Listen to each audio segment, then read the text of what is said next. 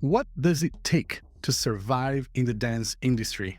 What are the skills that one must learn and succeed to be part of this dance community sustainably and for a long time?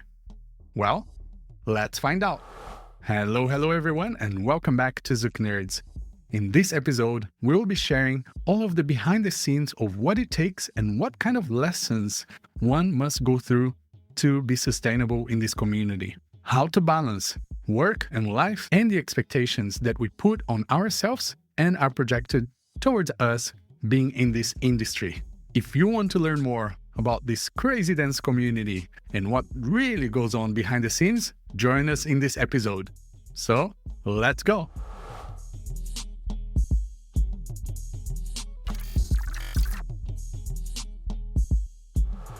Hello everybody, and welcome back to another episode. My name is Alisson Sandi, and today we have our co-host Gui Prada. Hello, Gui. Hello, everybody.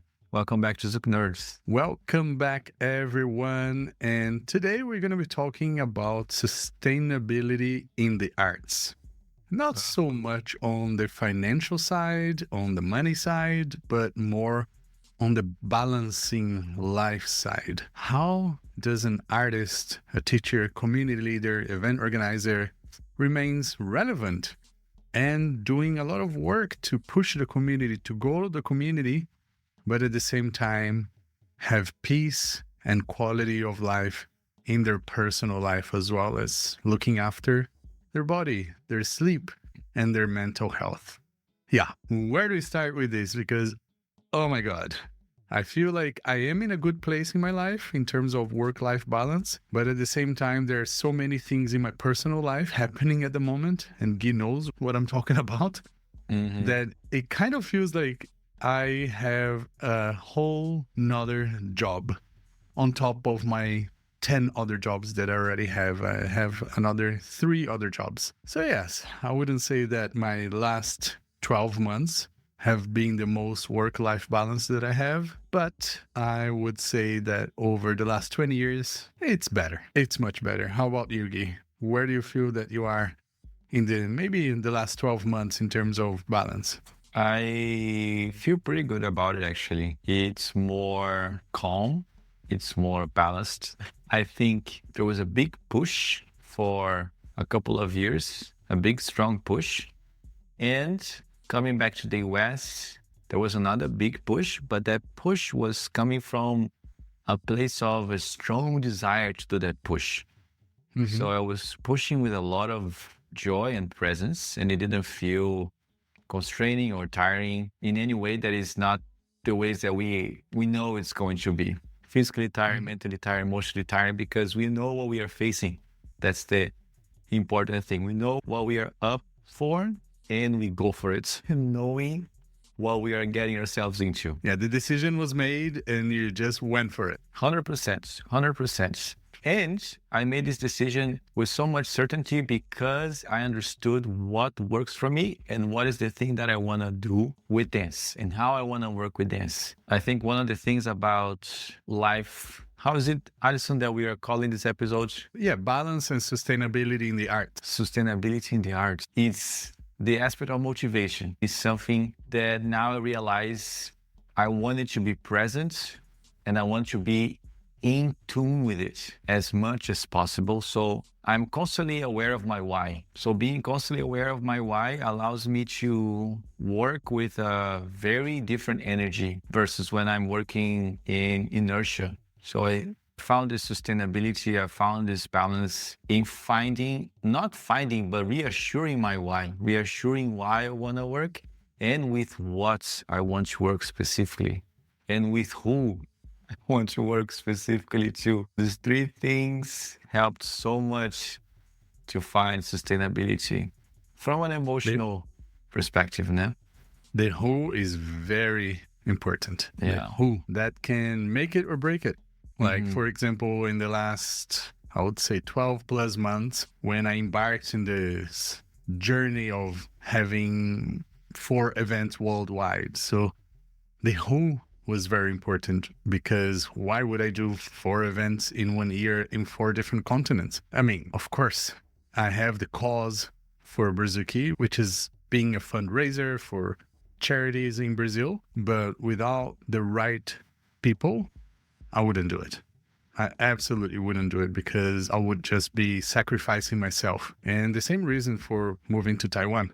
I have my personal reasons, and for that, I made it all happen while this was happening. So 4 events in 1 year, well, more precise, like 5 events, because you count Brazuki Australia, and then Vietnam, then Germany, then US and Australia while this was happening, and then leaving the US, moving to Taiwan, and still trying to, have a personal life, have time for myself, having time to learn and to feel inspired. Because I think that's very important what you said. When you have the right amount of inspiration together with the right amount of people and the right people, then you feel like you can conquer anything and you still feel energized. Sometimes we might find ourselves in life just doing the bare minimum and exhausted. But then sometimes we find ourselves doing so much, but so full of energy and so full of joy. And that is because, just like in dance, there are so many layers of how we create a beautiful dance. I think in terms of life and balance, there are also so many layers of how we create that balance and that inspiration. For me, something that I'm really always trying to focus on is understanding what I'm doing now and how that is going to affect or build something for my future, whether it's more or less for my future, meaning more work or actually less work.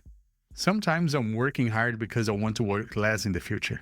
Sometimes I'm working hard because I want to work more in the future, and both are valid reasons and motivations. Where are you now, Guy? What is it that you're working now for your future? Is it for more, for less, or for pretty much the same? Very good question. I haven't quantified it yet, but I know that I'm working more now to work more specifically in the future within a part of teaching people how to dance that is the less lucrative one, which is regular classes, weekday classes.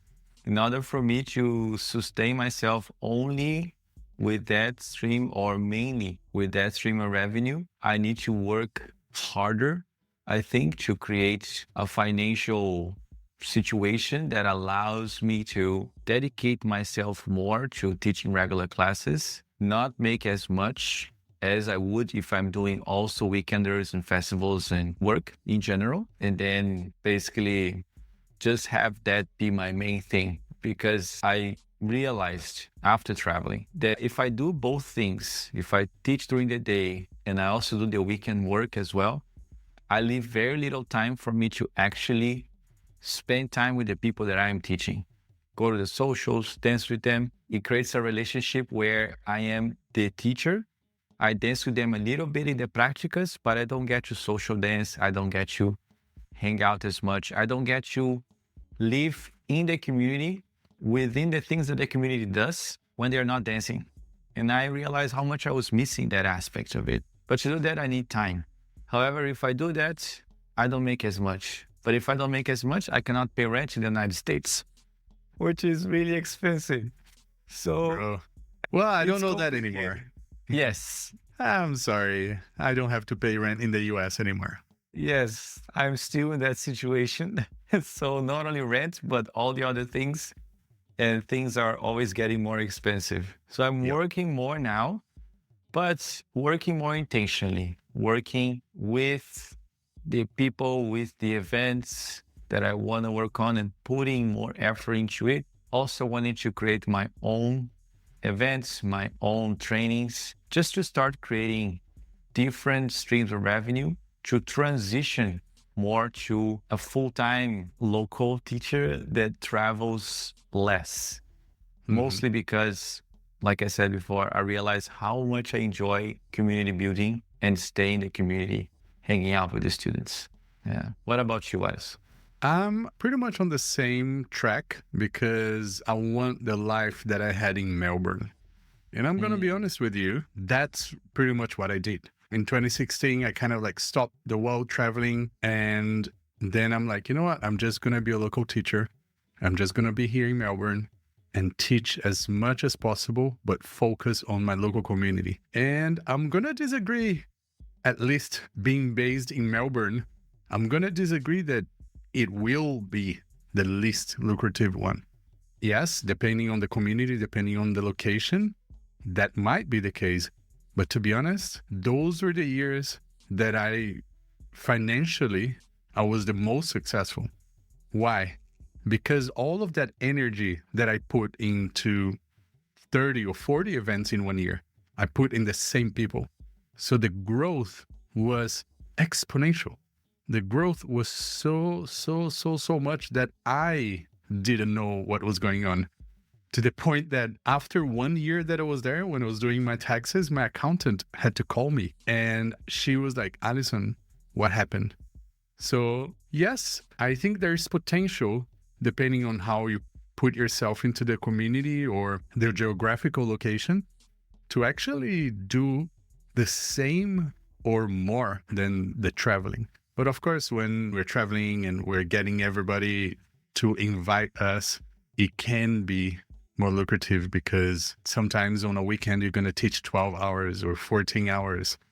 And if you stay home, you may not get that unless you grow the community to a size that you can have those things. So maybe the first 12 months, it will not be as lucrative, but if you stick to it and if you put the effort into it, it can. There are many communities around the world. They're not majority at all. They're actually very much minority, that the full-time teachers, the full-time local teachers have a better life than the traveling teachers, for sure. For sure. Financial life, I'm talking about.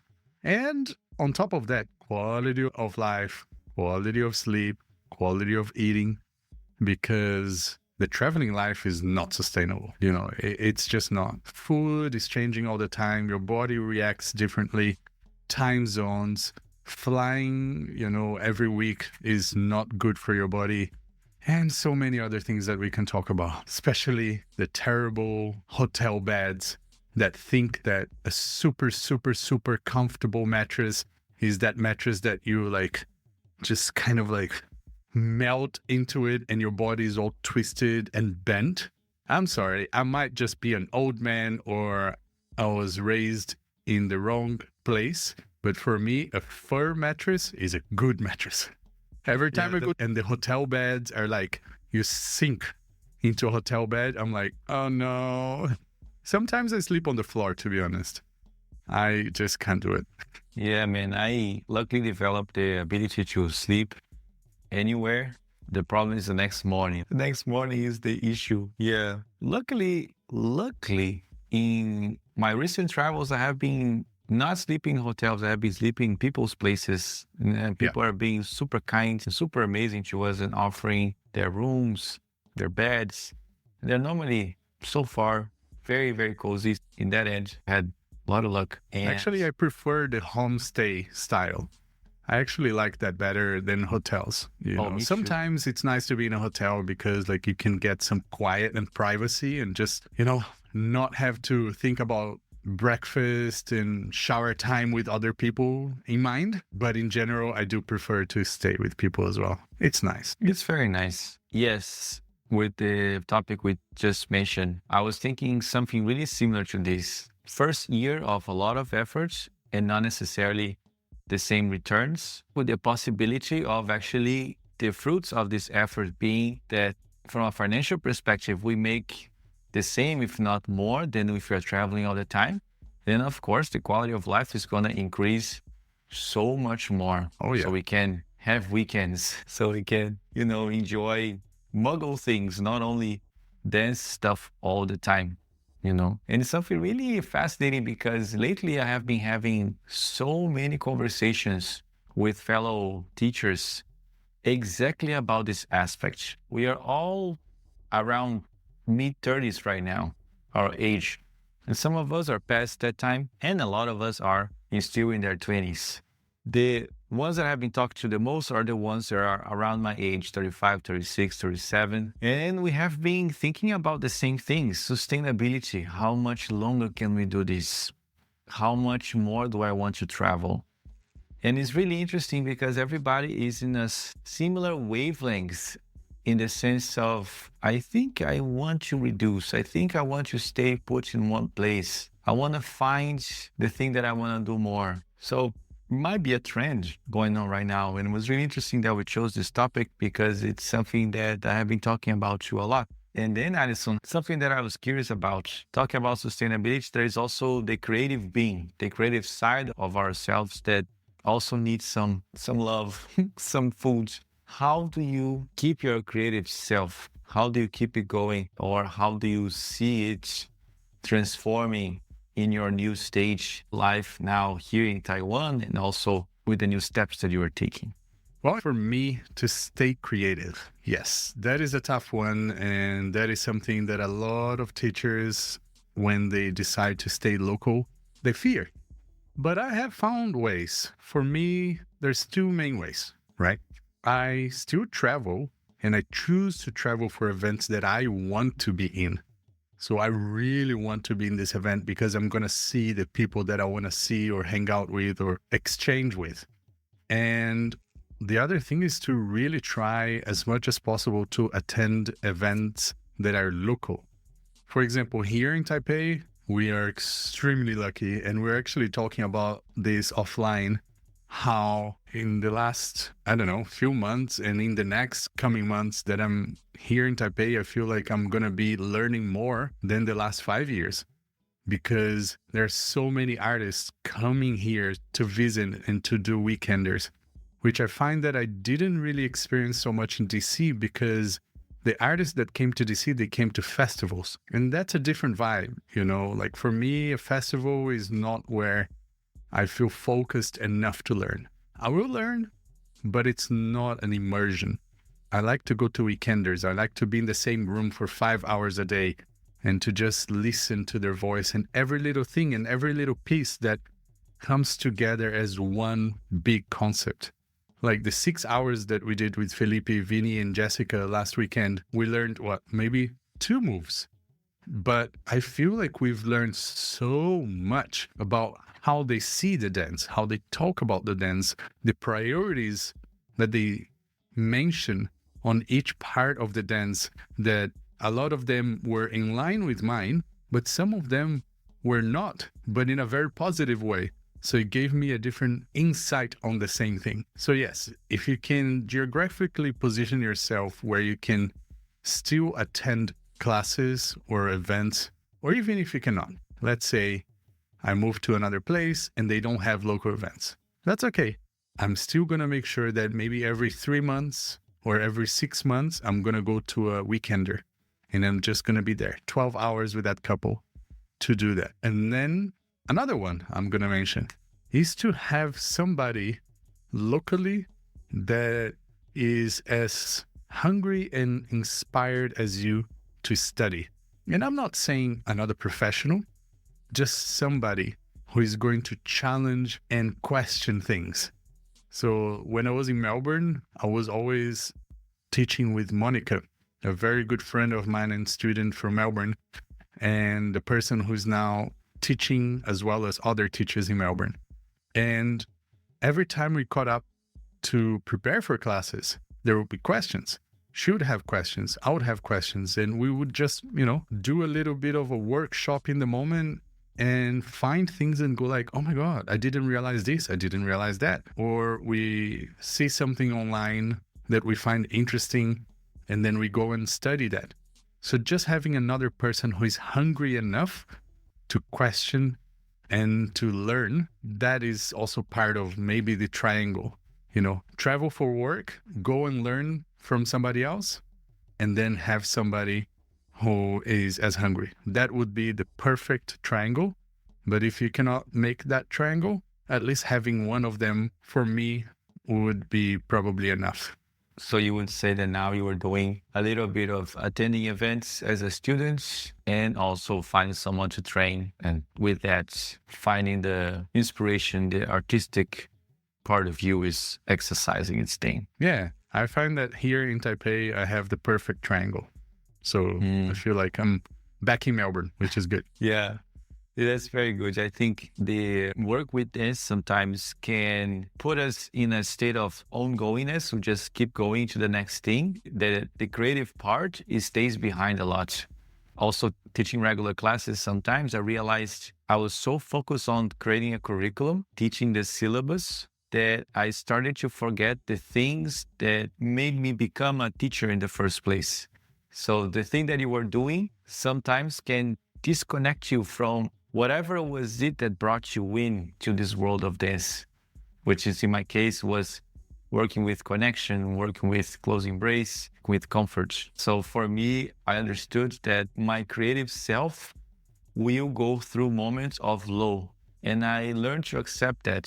I learned to, okay, now it's not the time, or I don't have the conditions to have my creative self work as much as my operational self, for example, which is also really important for us to have this operational, administrative part of us who is on as well for very practical aspects when we talk about sustainability as an artist and balance, work-life balance. And when the conditions present itself, let's exercise the art. Here in Taiwan, like Alisson, I also find the chance to work on the creative self in the form of having someone to train, having someone to practice. And there's this other aspect too, being around other people who are also in this vibe.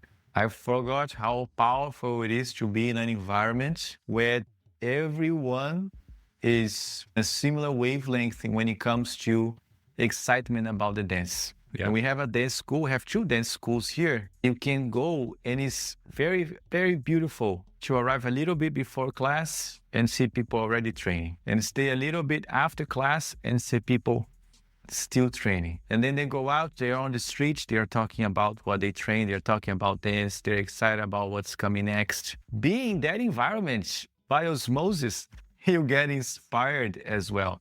And by osmosis, you want to get home and you want to, okay, let me look it up what I'm going to do. Let me create something here for them. So I realized that when I'm here, I have all these ideas for classes. I'm already thinking about a lab for next week. I'm already thinking about the material for next week. This came to my mind, man, we cannot isolate ourselves ever or avoid it as much as we can. When we are traveling, especially me that travel alone most of the time, it's very easy to be isolated. It's very easy to have you being the creative self in the room that is at least putting it out. When you are in an environment where more people are putting it out, you shower with that. And that inspires you back. Yeah, so there is this aspect of so much group inspiration that happens. Yes, absolutely. Here, like you mentioned, we have 2 dance schools. I work with one and Guy works with another one, but make no mistake, this is not 2 communities. It's one community. The way they work together here is incredible. All of the students go to both schools, they go to both parties, they practice with each other. The teachers exchange and attend each other's classes. It's beautiful. But yeah, like the school that I work with, as well as the school that you work with, they teach all of the other styles as well. So it's not just a Zouk school. So that makes a huge difference because you got the salsa teachers, the bachata teachers, the kizomba teachers, maybe the tango teachers, West Coast swing teachers. So it's incredible to see other teachers and to talk to people from other communities and to have like either surface level discussions or deep discussions about the pros, the cons, the benefits, the drawbacks, and all of those things. As well as like in my classes, I have a lot of students from Hustle. And Hustle is one dance style or community that I've never crossed paths with. This is the first time in my 20 years that I'm crossing paths with this community. And it's so freaking cool to feel this excitement of like, oh, wow, I have this group of students that have this body and connection and technique that I haven't felt before. And they're very highly skilled, but in a different dance that I haven't really been exposed to. And Guy and I had the pleasure to go to their first hustle festival here in Taiwan. We only went to the social because we're busy with Jessica, Vinny, and Felipe's Weekender. And we went there, and it was so much fun.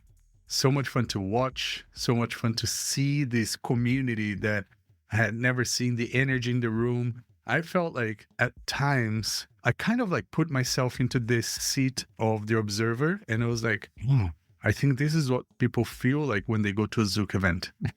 They see the vibe, they see the energy, they see the teachers, they see the Jack and Jill, they see the DJs and everybody just like vibing and going crazy, which is something that for us, it's like so familiar. But in hustle, it felt familiar, but it felt unfamiliar at the same time, because the vibe, the party, the whole thing felt like, okay, this is like Zouk. But then when I watched everybody dance, I was like, no, but they're not dancing Zouk. So it was very, very interesting. I think those are the things that I'm mostly excited for when it comes to like, how do I keep myself happy so then I feel like my work-life balance is sustainable, even if I'm working more. It doesn't matter.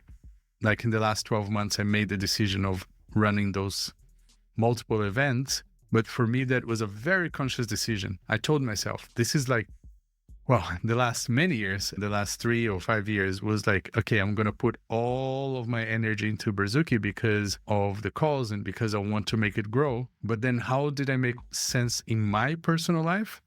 For me, it was very simple. I just look at it as a learning experience. I'm learning something that I don't know. I'm learning how to organize events in countries that I've never organized in, and to work with teams and multiple teams at the same time, not just my assistants and my team in my school. So for me, it was like going back to university. You have no life, you have no money, and you just learn. So now I'm like, okay, I'm done with that. So now I'm going to move into the next phase. The next phase is like more personal life, more time for myself, and use that knowledge to create something that is going to work with my personal life. So I find that I'm always like blocking, like, okay, few years, personal life, few years, work and learn, few years, personal life, few years, work and learn. So works for me, works for my brain. And so far, I think it's been good. Yeah, that's really nice. One day I'll be there. I think I'm still in another phase, and reminded me of another topic that we have been talking, which is when you are on a hype, when you are riding the hype, your name is really big and everybody's invited you to all the things. Then it stabilizes and then it goes low again. I think the aspect of sustainability kicks in a lot stronger when you're off the hype. Having these conversations with the people that were here in Taiwan for the festival, it was really fascinating because there is this common sense of worry when the hype ends or when the hype stabilizes. So they are constantly searching to remain there. And that is something that I find personally to be not sustainable for a long time from an emotional point of view. The pressure that you can put yourself as an artist to stay relevant, thinking about doing the things that you think are the things you need to do in order to stay relevant. I think, man, this must be so hard, so really hard.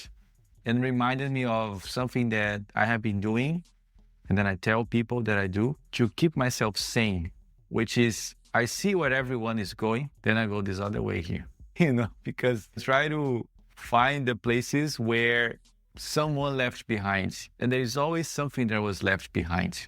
And then someone who is really practical, really orthodox in when it comes to finances and when it comes to, having comfort in my mind that I am not going to struggle, that I'm not going to struggle financially, I'm not going to struggle emotionally. I'm very much aware of the things I need to do and the things I want to do to have this sustainability over time, even when, and mostly when, I'm not on a hype in the mainstream Zouk world, right? And I was talking to those who are on a hype right now, and these artists, there is this thinking in their minds. What if? What happens when we're not on a hype anymore? How do you see that, Alisson? How do you go about that? I was trying to really formulate how to put this because I knew it was going to come back to me. I'll be very honest. I've never felt that because I'm always doing like 5 things at the same time, always thinking about 10 more things that I'm preparing for. So I let the universe sort of choose for me and decide for me which one I'm going to follow through with. I was never focused 100% on travel or 100% on local or 100% offline or online or shows or just social. I've always been this kind of person because of how my brain works that I need to feel fulfilled. I need to be doing 5 things at once. So I never felt the fear of what if it doesn't work out because I know something's going to work out. A lot of the times when I talk to the people who are in this fear, I question them and I ask them, what else are you working on? What else are you focusing on? What else are you planning on? Oh yeah, I have some plans, I have some ideas and I want to do this, I want to do that. And I'm like, okay, but what have you done for it? Oh no, we haven't had the time yet. We're going to go to Brazil and spend 2 months and just focus on it. And that's what I always hear. But then I don't see the next thing. And I find that it's because, realistically speaking, those 2 months in Brazil, you're just going to chill. Because I know that the next 10 months, you're going to be booked out. So you're probably going to go to Brazil for 2 months, chill, and not be productive because you're resting from all the craziness that you came from. And then you're resting to prepare for the craziness that you're about to go to. It's something that I see over and over and over again. So I just think that for me, the best way to work with it is to work with multiple things at the same time and choose the ones to continue with and the ones to let go. And I will choose more like my life will choose for me, where things gravitate me towards, where things make me happier. One thing that I never follow is the money.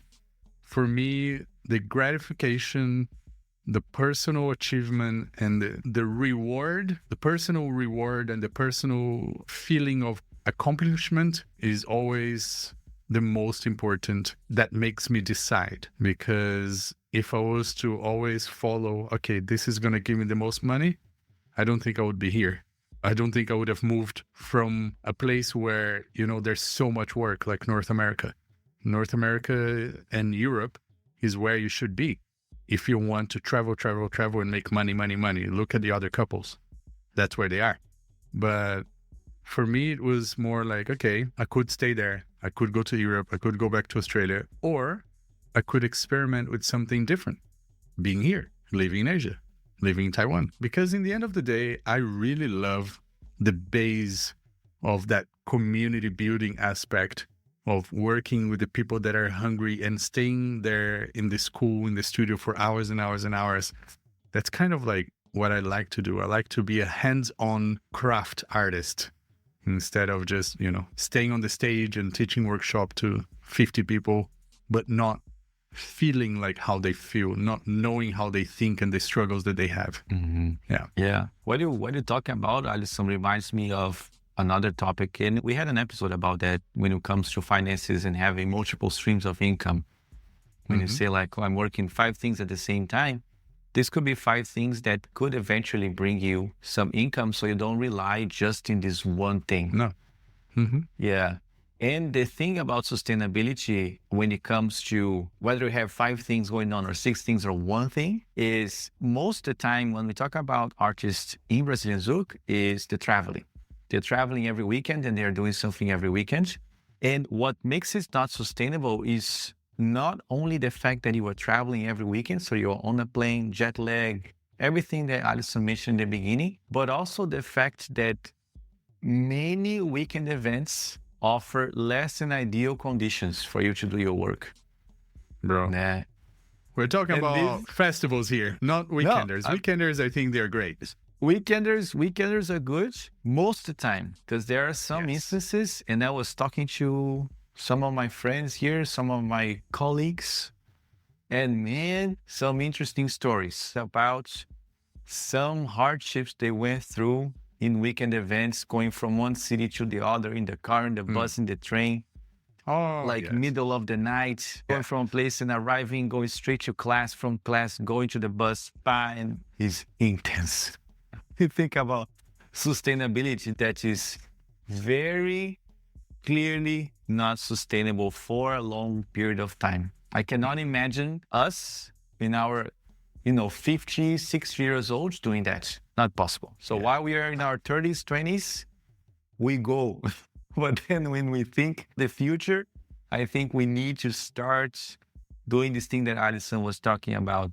What other things I can do? How can I bring in from other sides, from different sides? And to be really, truly fair and compassionate, because there are several artists who do things the way they do because their lives back home requires them to. Some of them have kids. Some of them are paying bills for their mothers, for their families. Some of them hold up the whole household. So some of the artists that you see, they are sometimes the only thing that keeps the households going. And households, I'm saying the bills and more than one person at times. So they are on the go forever, So for them, it might be hard to not rest when they have time to rest. Eventually, unfortunately, we might need to start looking at that. So I think one day maybe the artists will have a network of support so we can help each other, figure this stuff out as we go, because it's not easy. And sometimes it can be very alone and we can feel that we are going through these things by ourselves, but you just talk to the next one and they're going through something really similar. And I think we can truly help each other by just having conversations. With the struggle bus on the artist life, yes, I went through that in my first 2 or 3 years. And then I spoke to a lot of other very, very seasoned artists. Back then, they were from other dance styles. And they gave me a lot of tips. So then I started applying, and I'm going to share with you here. Do not let anybody book your things. I book my flights. I book my transportation. I book my everything because I'm going to go to the airport when I want to. Okay, I'm going to make sure that for the event is going to work for them, but it has to work for me. If you let the event choose when you sleep and when you fly, then it's on you. So artists, take charge of your travels. Book your things. The other thing is that many events don't communicate, whether intentionally or unintentionally. I'll leave that up to you guys to think about it. But don't communicate every activity throughout the weekend. They say, oh, I want you here for 3 workshops. Cool. So you think, okay, I don't mind taking, an overnight flight. Tomorrow I only have 1 workshop. So that's cool. I can rest at some time after the workshop and then go to the social. But no, you arrive and there's breakfast with the attendees, and then there's a walk in the park, and then there's your workshop. And then there's a little choreography for the teachers. And then there's dinner with the attendees and then the social. So this is what I do. And this is a tip for you and for organizers. Please do this for your artists. Have an entire schedule of the weekend.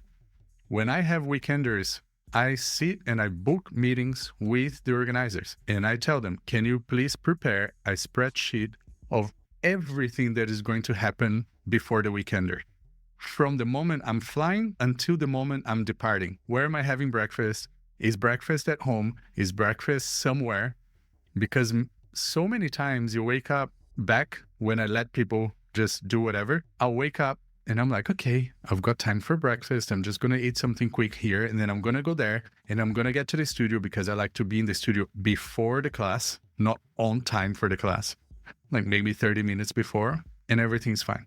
And then in the morning, I get a text and hey, we're meeting for breakfast in the cafe somewhere. And then by the time we pay the bills or something, we're going upstairs the studio. It's already workshop time. And then I'm stressed because I'm seeing all the students arriving. I'm not changed yet. My music is not set up yet. The microphone hasn't been tested or whatever. So the 2 main things here. Artists, take charge of your life. Don't let people book your transport and just use you for 3 days without negotiating and agreeing to every little thing, like small things, just small things. On a weekender, I always ask the organizers, please have my lunch ready before my workshop ends. So if I have workshops from 10 to 12 and then 1 to 4, I have 1 hour for lunch. Can you please order me lunch to be delivered before 12? So when my workshop finishes, I want to eat for 10 minutes and I want to chill for 50. Oh, but we organized a lunch with everybody. Everybody's going to go down to the Thai place and whatever. I'm like, no, I'm sorry. I need some time to just relax a little bit, relax my brain. If I go there and sit and socialize and be with everybody, it's a lot, at least for me. I'm an introvert. I'm a shy person. I need some alone time before I can give that power and that energy and that playfulness and that class again. So whatever works for you. For those of you who are struggling, maybe take this piece of advice. For those of you who are organizing, maybe have that in mind when you're bringing an artist. Offer them, hey, how do you do with your meals? Would you like them to be like in the accommodation? Would you like to come out with us? But don't assume. I think that's the problem. The problem is when the organizers assume that the artists don't mind teaching 5 workshops and then staying for dinner and staying for social. Sometimes we leave the house at 11 a.m. and we come back at 4 a.m. No, we need to go home. We want to go and have a little shower. Maybe just lay down for like 30 minutes before we come to the social. But also artists don't assume that all of the organizers are going to take care of you like you would like to be taken care of. Communicate your needs as an artist, and organizers communicate your needs as the event and come to something that is going to be sustainable for the both of you. Because I think both could do better. And if we do, then yes, we can continue traveling. Yes, we can continue growing the community and doing this for much longer. So I think everybody has to take charge for this. Yeah, for me, everything you say in the end is a matter of establishing your boundaries as soon as possible. Because of that, I have my own short contract, and letting me book my own travel makes so much of a difference. And I'm not flying Spirits anymore from the Baltimore airport. It's like a clear boundary. I'm not flying Spirits from Baltimore anymore because, oh my God, every time was a struggle. But anyway. Look, everybody starts somewhere. I did that. Back in Australia, I flew the ungodly hours. I did all of that. We all have to do it to show ourselves, to promote ourselves when we're starting, when we don't have our name or anything like that. But don't feel bad. Don't feel that people are going to stop booking you just because you're communicating your needs. Yeah. And organizers don't feel like the artists are going to be upset if you communicate your needs or if you want more details. Some artists really don't mind anything. They're like, look, do whatever you want. I'm happy. Other artists, they have their own little way of doing things. So having better communication, I think, both ways. Yeah, because every situation is a situation. And for you, for example, that live in a city with multiple airports, sometimes the faraway airports is cheaper to get a flight to. However, the cost to get to the airport offsets the cost that would be if you get a flight in the near airport. So and traffic. So communicating all these things up front, oh my God, saves so much time, so much stress, and can save money as well for both sides. So in the end, it's a lot about communication as well. Clear and as soon as possible. I think that's the best way for us to think about sustainability in terms of events between organizers and artists. And I'm talking about festivals or talking about weekenders, talking about all of those things. But yeah, when you think again about the triangle, I think that's like the perfect balance for me to have a few festivals in a year that I want to be part of because I really like the organization. I like the attendees. I like the other artists that are there. And then have a few weekenders that I go as a student, because then I feel like, oh yes, I'm learning. And I love being a student. I love just going to class and not having to deliver anything and actually just receive something. And then having, whether it's a dance partner or a practice partner, or sometimes just the students being so hungry and questioning and wanting to learn. That's the perfect sustainability and arts triangle for me. For you, it might be different. It might be a square. It might be some other shape. Yeah, I agree very much with this. For me, the sustainability is sums up to exactly this element. And I have work that I resonate with. I have something to inspire me, help me develop new material or improve the material that already exists. The aspect of learning for myself, like you mentioned, attending other events, attending other trainings to fulfill the other two. Yeah, so I think the aspect of being a student is almost there. It's almost alive. And that aspect helps me being a teacher and continue to have work as a teacher and create material, develop things that inspire me and inspire the students as well. And keep evolving as the dance evolves, keep changing as the dance change. I think adaptability to the new times, to the new eras, is a ginormous aspect of sustainability in this field. I have witnessed, for example, my early teachers sometimes, they left the dance and they stopped dancing because they couldn't adapt to the new times. So the aspect of open-mindedness to what's coming, curiosity about the new techniques, about the new trends, it's something that can very much keep you alive in the scene and relevant in the community as well.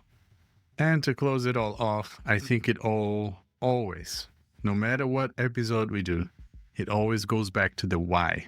Mm-hmm. Why are you doing what you're doing? Why are you traveling? Why are you staying local? Why are you going to a congress? Why are you going to a weekender? Understanding the reason why you do things just makes things make sense and makes things pleasurable, makes things not feel like you have to, but it makes you feel like you want to. And that's what we want. We want to do things that we love in life because we want to do them. And hopefully this episode has clarified any questions that you might have in this topic, or simply showed you a different perspective of the dance community and how us as teachers see this. So thank you so much for being here with us once again. Please don't forget to follow us on Instagram and YouTube, or if you're watching this in any other platform, you can also watch the video version on Spotify. And we'll see you on the next episode, everybody. Thank you, thank you, thank you. Beijos, beijos, abraços, and ciao. Ciao, everyone.